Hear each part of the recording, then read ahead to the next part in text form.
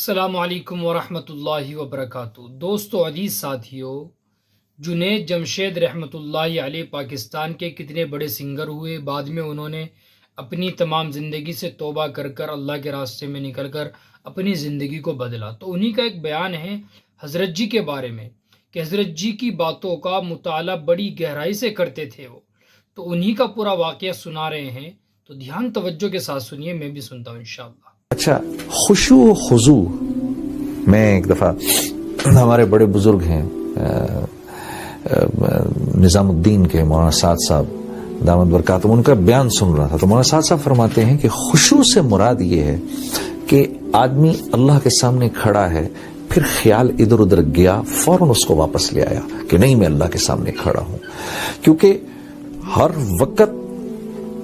وقت دھیان یہ رہے کہ میں اللہ کے سامنے کھڑا ہوں، یہ تو ایک احسان کی لیول ہے، اللہ وہ ہمیں نصیب کرے۔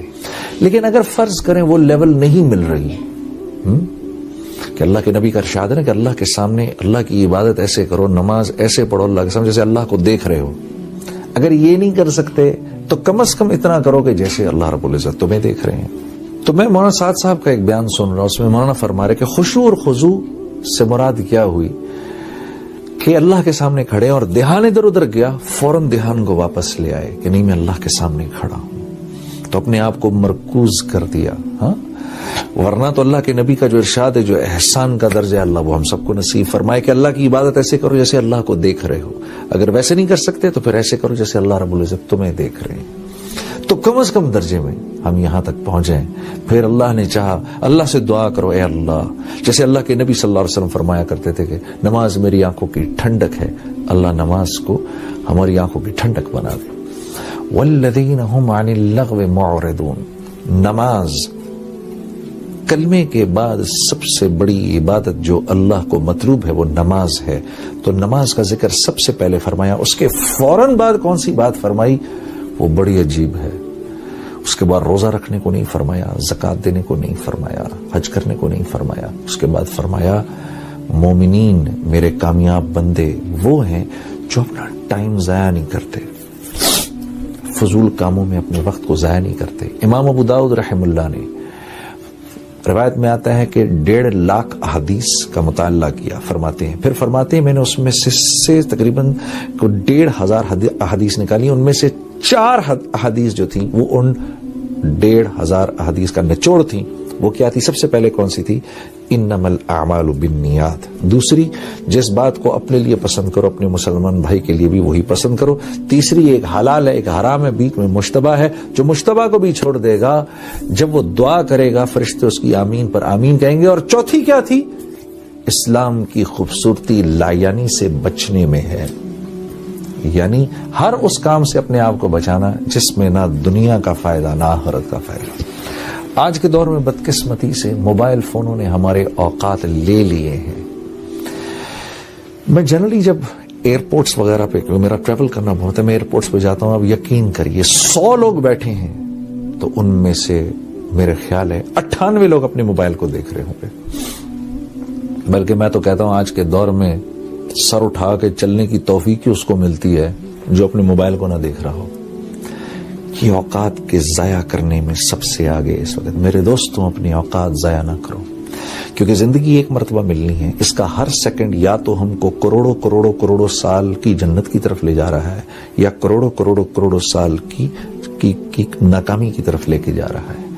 اور ان ربک لبالمرصاد، ہاں اللہ رب العزت دیکھ رہے ہیں ایک ایک لمحہ ہمارا، اور یہ زندگی اتنی تھوڑی ہے جیسے برف ہے نا، پگھل رہی ہے، اس نے پگھل جانا ہے، کتنا ہی بڑا بھی برف کا تودا کیوں نہ ہو یہ پگھل جاتا ہے۔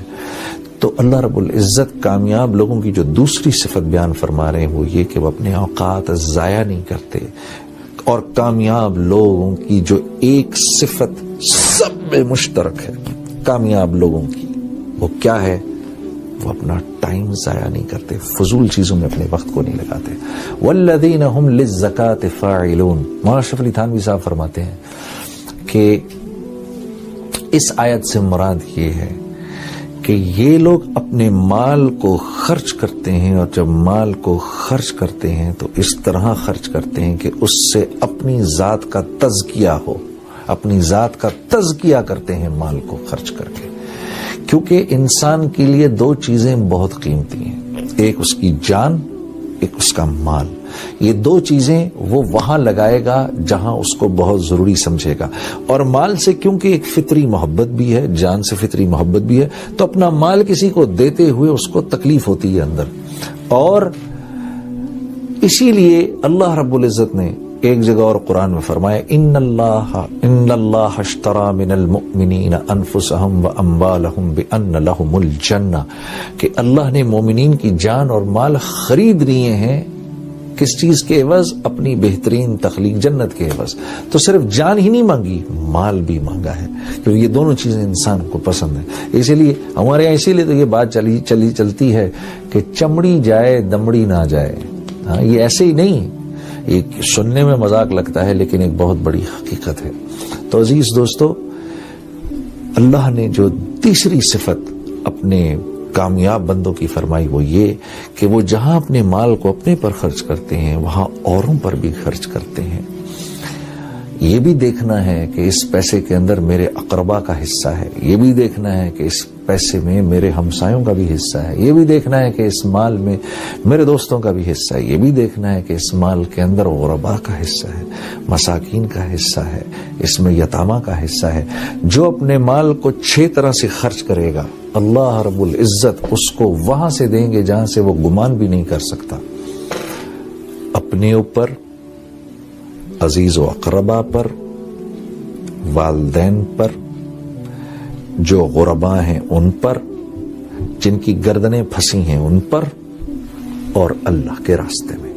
جو اپنے مال کو اس 6 طرح سے خرچ کرے گا اللہ رب العزت اس کو وہاں سے رزق دیں گے جہاں سے وہ تصور بھی نہیں کر سکتا.